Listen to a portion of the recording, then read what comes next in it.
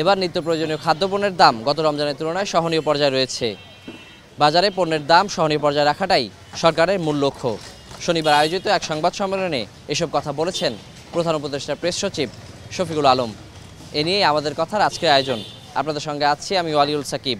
সাধারণ মানুষ কী ভাবছে চলুন তা জেনে আসি।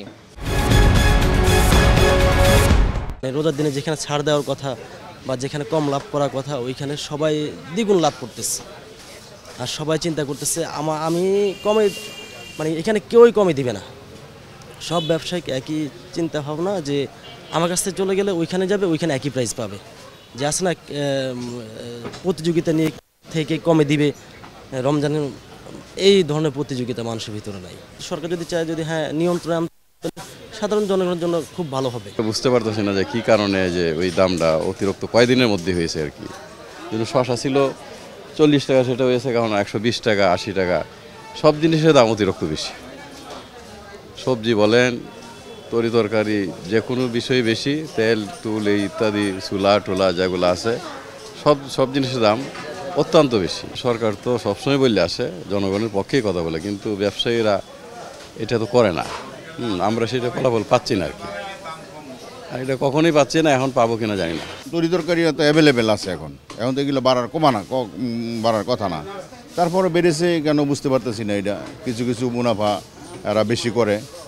তারপরে এই সিন্ডিকেটটা, আসলে সিন্ডিকেট বলতে কিছু না, এটা সবাই মিল্লা জিল্লা আর কি বাড়ায় ফেলে।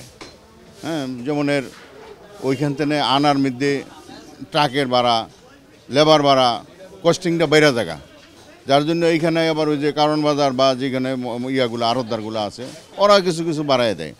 ওই একটা মুনাফা বেশি করার জন্য একটু চেষ্টা করে। সরকারি তদারকিটা থাকলে একটু মাথা নিচা করে করে যে না, আসলে সরকার তদারকি করতেছে, জরিমানা করবে। এটা আমি ভালো উদ্যোগ মনে করি যে সরকার যদি এটারে ভালো করে এই সাপোর্টিং দেওয়া যায় এবং সরকার যদি কোনো তদারকি করে তাহলে এটা ভালো হবে। আপনি যদি বেগুন জাস্ট এক সপ্তাহ যদি না খান তাহলে ওরা বাধ্য হবে কমাতে, কিন্তু আমরা সেই সংযমটাও কিন্তু যারা কাস্টমার তারা রক্ষা করি না। এই কারণে দুই পক্ষেরই অসংযমী আচরণের কারণে বাজারে পণ্যদ্রব্যের দাম বেড়ে যায়।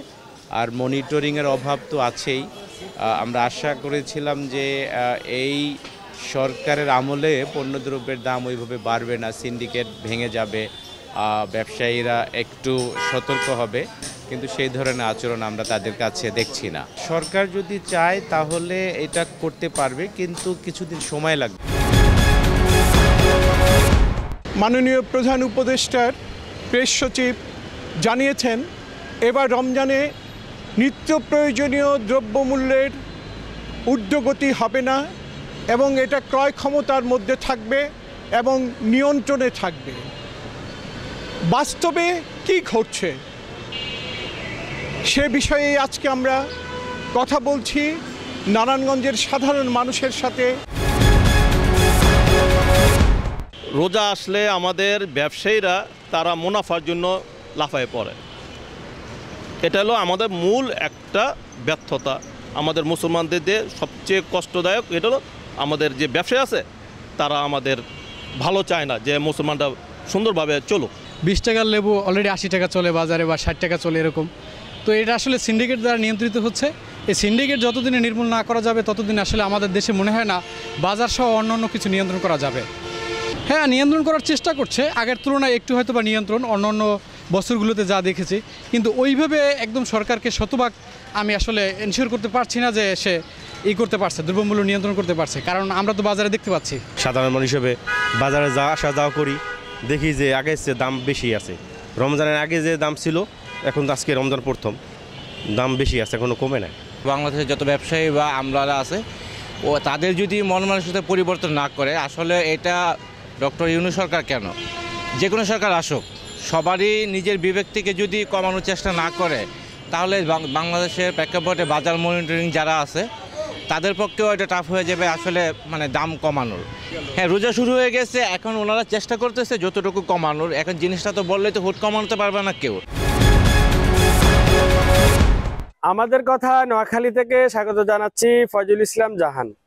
রমজান মাসে খাদ্যপণ্যের দাম সহনীয় রাখতে চায় সরকার, এ বিষয়ে নোয়াখালীর নাগরিক মতামত কি জেনে আসি। বাজারে যারা ব্যবসার সাথে জড়িত এবং ব্যবসা করে এবং আমরা যারা গ্রাহক শ্রোতা আছি, আমাদের জন্য যেই মূলত বাংলাদেশের যে আইনের শাসন এবং মানুষের মাধ্যমে সহমর্মিতা সহধর্মিতা সেটা অভাব, যে কারণে মানুষ রমজান আসলে এবং বিভিন্ন অনুষ্ঠানকে কেন্দ্র করে এই জাতীয় দ্রব্যমূল্যের দাম বাড়িয়ে দেয়। এটা আসলে একটা মুসলমান দেশে হতে পারে না, এটা মুসলমান দেশের রীতি হতে পারে না, এবং রাষ্ট্রের আইন কানুনগুলো না থাকার কারণে আমরা আর বেশি উদ্বুদ্ধ হয়ে যাই। এই কারণে আমাদের দেশে এই রমজান বা বেশি কোনো অনুষ্ঠান উপলক্ষে দ্রব্যমূল্যের দাম বৃদ্ধি হয়। আমরা মনে করি সরকার যে পদক্ষেপ নেওয়া দরকার সেটা হলো আগে মানুষকে ঠিক করা দরকার, মানুষের দরকার এবং মানুষকে সৎ এবং যোগ্য হওয়া দরকার। তাহলে ব্যবসায়ীরা সৎযোগ্য হলে মানুষের মাঝে সমাজের পরিবর্তন হবে। বিগত সময়ে আমাদের যারা সরকারের দায়িত্বে ছিল তাদের কথা এবং কাজের মধ্যে অমিল থাকার কারণে সাধারণ জনগণের মধ্যে আসলে সরকারের বিষয়ে একটা অনাস্থা এসে গেছে, যে সবাই ভাবে যে হয়তো যে সরকার শুধু দায়িত্বের জায়গা থেকে বলে কিন্তু কাজ আসলে হয় না।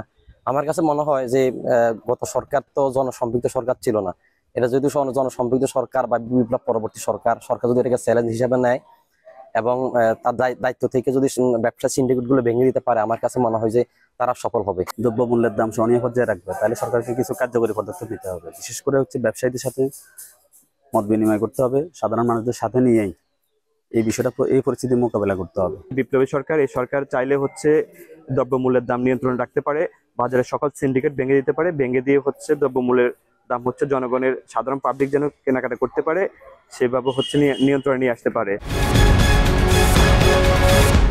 আমাদের কথার আয়োজন এই পর্যন্তই। আজকের মতো বিদায় নিচ্ছি। আমি ওয়ালিউল সাকিব। আবার হাজির হব অন্য কোনো দিন অন্য কোনো বিষয় নিয়ে। সে পর্যন্ত সবাই ভালো থাকুন, সুস্থ থাকুন, চোখ রাখুন এটিএন নিউজে।